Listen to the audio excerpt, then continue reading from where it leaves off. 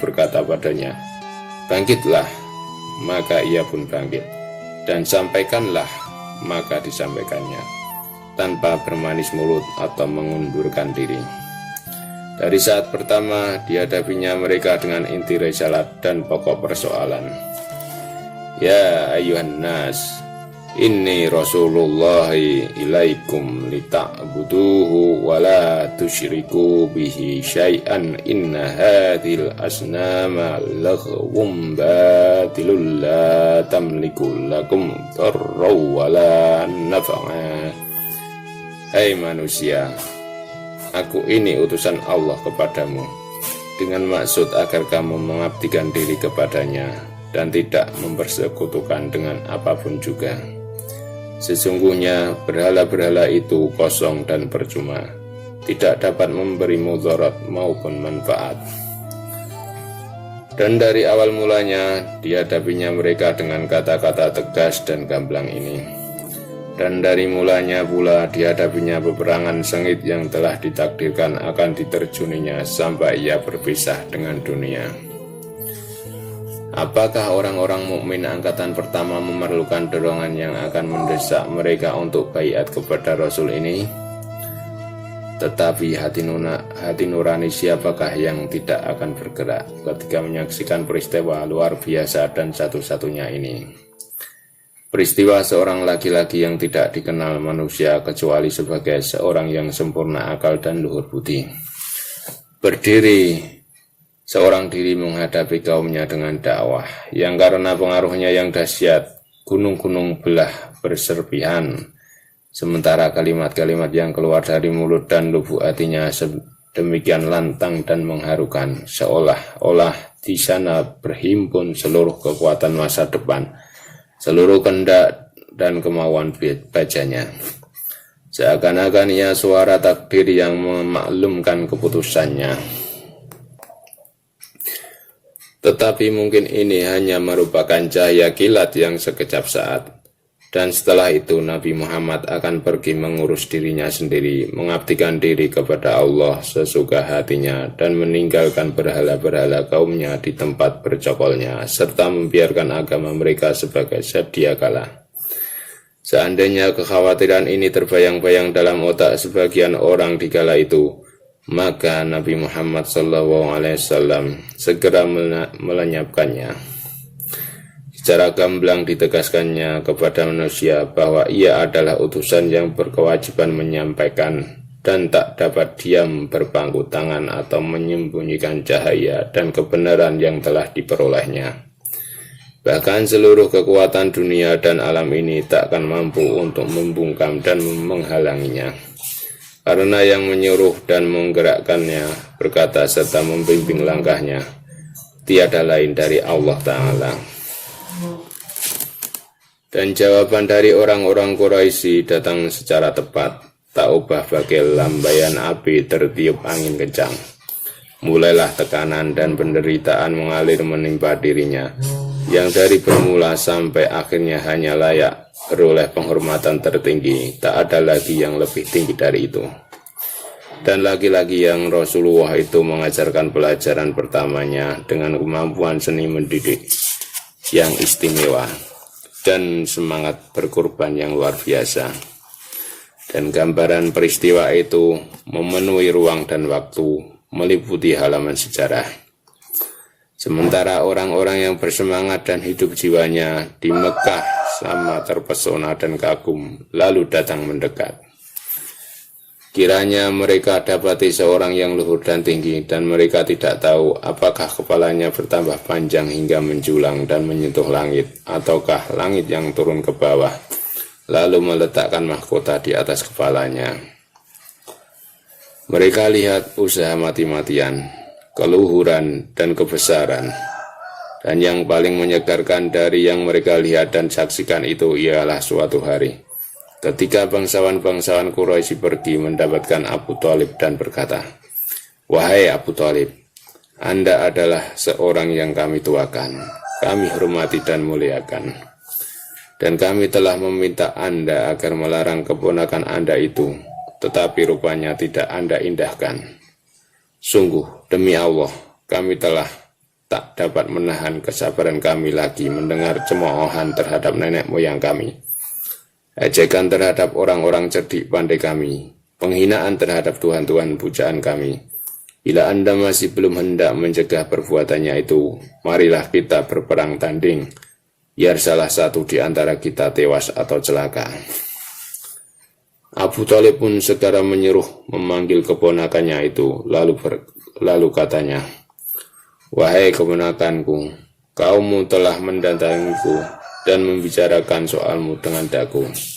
Maka jagalah dirimu dan tengganglah daku, dan janganlah daku diberi beban yang tak sanggup aku memikulnya." Apa jawaban dan bagaimana pendirian Rasulullah SAW waktu itu? Rupanya orang satu-satunya yang berdiri di sampingnya selama ini hendak berlepas tangan daripadanya, atau tampaknya ia tak hendak bersedia, atau tak mampu lagi menghadapi Quraisy yang telah unjuk gigi. Tapi Rasulullah tidak ragu-ragu untuk menjawab serta semangatnya tak pernah kendor. Tidak, bahkan ia tak mencari-cari kalimat lebih dulu untuk memantapkan keyakinannya. Karena ketika itu keyakinannya bangkit tegak di atas singgasana keguruan dan mengajarkan kepada manusia pelajaran yang teramat penting serta membacakan prinsip-prinsipnya yang mendasar. Demikianlah ia berbicara, dan kita tidak tahu apakah yang berkata itu manusia ataukah seluruh wujud ini yang sedang berdendang. Ya ngami wallah, lawadhu syamsa fi yamini wal qamara fi yasari ala an ajruka hadal amra hatta yudhirahu Allahu au ahlika fihi ma taraktuh. Wahai paman, demi Allah, andainya mereka menaruh matahari di tangan kananku dan bulan di tangan kiriku, agar aku meninggalkan pekerjaan ini, tiadalah aku hendak meninggalkannya sampai aku berhasil atau tewas dalam menunaikannya. Salam atasmu wahai Nabi, rahmat Allah serta berkahnya. Wahai pemimpin laki-laki, kata-katamu itu adalah kata-kata laki-laki. Dengan segera Abu Thalib mengumpulkan kembali segala keberaniannya dan keberanian nenek moyangnya. Lalu digenggamnya erat-erat tangan kanan keponakannya seraya katanya, "Katakanlah apa yang kamu sukai, dan demi Allah, saya takkan menyerahkanmu karena suatu apapun untuk selama-lamanya." Tetapi ternyata, walaupun pamannya itu mempunyai kemampuan, tiadalah Muhammad SAW hendak memperoleh perlindungan dan keamanan daripadanya. Bahkan sebaliknya, Nabi Muhammadlah yang melimpahkan keamanan, keteguhan, dan perlindungan itu kepada orang-orang sekelilingnya. Nah, manusia manakah di antara orang-orang yang berbudi yang menyaksikan tontonan seperti ini, yang tak akan tergugah hatinya dan lari mengejar Muhammad SAW demi cinta kasih, keimanan, dan semangat pembelaan terhadap dirinya. Ketabahan hatinya membela kebenaran, keteguhannya mengandalkan risalat, dan kesabarannya menghadapi bahaya di jalan Allah, bukan di jalan diri atau karena kepentingannya.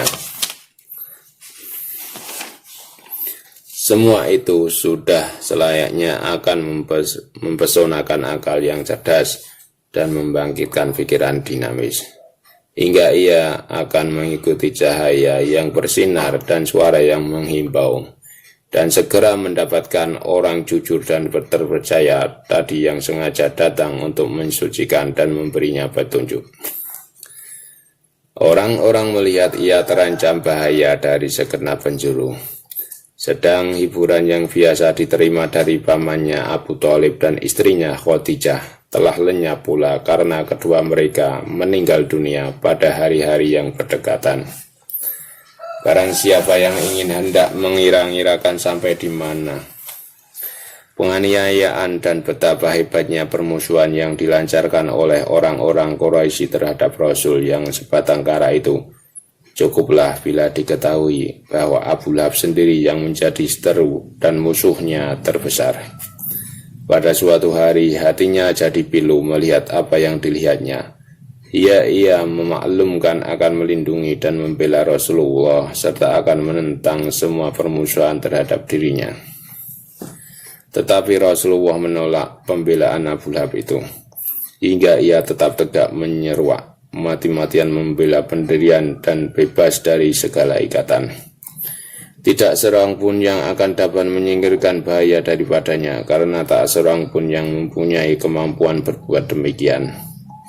Bahkan Abu Bakar, tokoh utama itu, tiada yang dapat dilakukan olehnya kecuali hanyalah menangis. Pada suatu hari Rasulullah pergi ke Ka'bah, dan sementara beliau tawaf, tiba-tiba beberapa orang bangsawan Quraisy yang sedang mengintai kedatangannya melompat dan mengerumuninya. Lalu kata mereka, "Kamukah yang mengatakan begini dan begitu terhadap tuan-tuan kami?" Maka dengan tenang dijawabnya, "Benar, akulah yang mengatakannya." Mereka pun mencengkeram pangkal bajunya hendak membunuhnya. Sementara Abu Bakar datang melihat kejadian itu meneteskan air mata sambil berkata, "Apakah kalian hendak membunuh seorang laki-laki hanya karena ia mengatakan bahwa Tuhannya Allah?" Kemudian, barang siapa yang menyaksikan peristiwa Rasulullah di Taif, maka ia akan melihat bukti-bukti kebenaran dan pengorbanannya. Suatu hal yang sudah wajar menjadi miliknya dan tak dapat digugat lagi. Ia menghadapkan tujuannya kepada kabilah Saqif, menyeru mereka mengabdikan diri pada Allah yang Maha Esa lagi perkasa. Wahai, belum cukupkah kiranya apa yang diderita dari kaum dan keluarganya sendiri? Tidakkah beliau takut akan mendapat siksaan yang jauh berlipat ganda dari kaum yang hendak didatanginya itu, yang antaranya dengan mereka tak ada pertalian darah dan hubungan keluarga? Tidak, karena rupanya resiko tidak masuk sekali-kali dalam perhitungannya. Bukankah Tuhannya yang Maha Tinggi itu telah menitahkan kepadanya, "Hendaklah kamu sampaikan." Beliau teringat akan suatu hari dikala ejekan dan celaan kaumnya kepadanya semakin meningkat. Maka kembalilah beliau ke rumah dan menyelimuti diri di tempat tidurnya dalam keadaan duka dan kecewa. Tiba-tiba suara langit mengetuk pintu hatinya, dan wahyu pun segera datang menyampaikan perintah yang telah disampaikan padanya di Gua Hira dulu. "Ya ayyuhal muddatsir, qum fa'anzir." Hai orang yang berselimut, bangkitlah dan sampaikanlah peringatan. Sadarlah beliau bahwa dirinya seorang mubalik dan juru nasihat. Dan kalau begitu beliau adalah seorang Rasul yang tak menghiraukan bahaya dan tak boleh berpangku tangan. Maka sekarang beliau harus pergi ke Taif untuk menyampaikan kalimat Allah kepada penduduknya. Ketika itu datanglah penduduk Taif mengepungnya. Rupanya mereka lebih jahat lagi dari kawan-kawan mereka di Mekah. Mereka hasut anak-anak dan orang-orang bodoh, dan tanggalkan sopan santun Arab yang dianggap keramat, yaitu memuliakan tamu dan melindungi orang-orang yang teraniaya. Mereka lepaskan orang-orang bodoh dan anak-anak itu mengejar Rasulullah dan melemparinya dengan batu.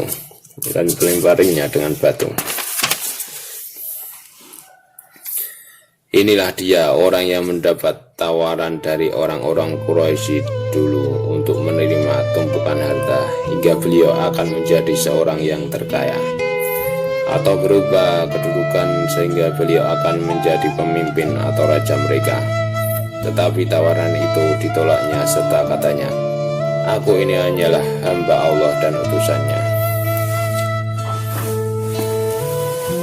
Dan sekarang beliau sedang berada di Taif dan pergi ke sebuah kebun lalu melindungkan diri di balik pagar dari kerajaan orang-orang bodoh tersebut. Tangan kanannya terhampar dan tertadah ke langit memohon kepada Allah, sementara tangan kirinya digunakannya sebagai tameng untuk melindungi wajahnya dari batu-batu lemparan. Beliau bermunajat kepada pencipta dan pelindungnya, katanya, "Asal engkau tidak murka kepadaku, maka aku tidak peduli. Hanya keselamatan daripadamu akan lebih melapangkan dada ini." Memang, beliau adalah Rasul yang tahu bagaimana caranya memohon kepada Allah tanpa mengabaikan tata tertib kesopanan. Sementara beliau menyatakan tidak peduli terhadap penderitaan di jalan Allah.